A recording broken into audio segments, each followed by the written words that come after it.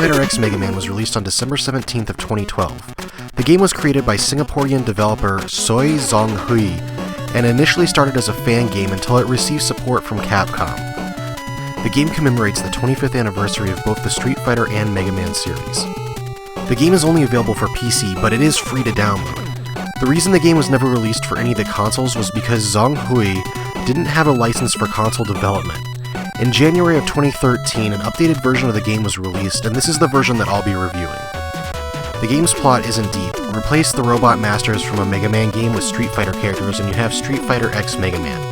The gameplay is most reminiscent of Mega Man 4. You're able to both slide and charge your M-Buster.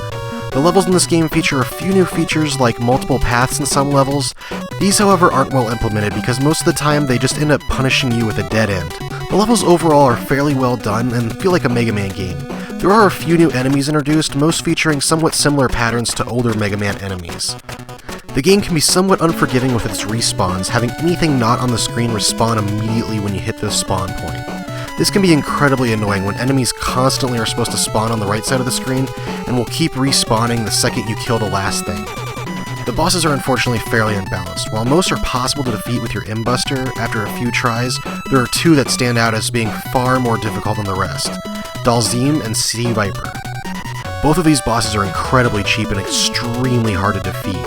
The problem is worsened because the abilities you get from other bosses don't really help you much in boss fights. None of the other Street Fighter's abilities seem to work well against these two, giving you no relief from their difficulty. In general, most of the levels themselves are fairly easy, far easier than normal Mega Man titles. This makes it pretty easy to get to the boss fight on each level on your first try. Unfortunately, this doesn't balance well with the boss fights and makes the levels feel unbalanced because it ramps up the difficulty far too quickly at the end of each level.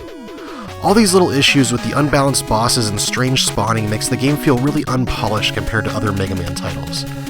It's worth noting that this is a free fan game, but gameplay-wise it lags behind almost any of the other original licensed Mega Man games for the NES.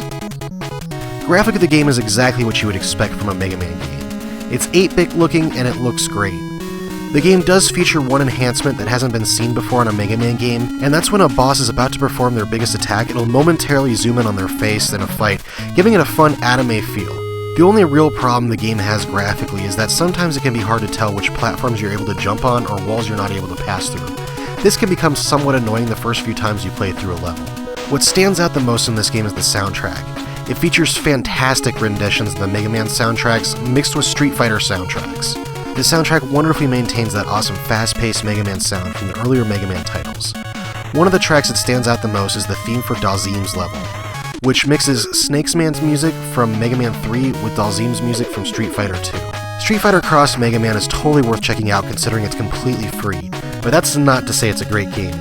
The game does have some hiccups in its execution and doesn't feel as polished as an official Capcom Mega Man title does. For a fan work, it does feel above average, but below average compared to the games that it's imitating. If you're a Mega Man fan or just want a free game for the PC, this game is definitely worth downloading.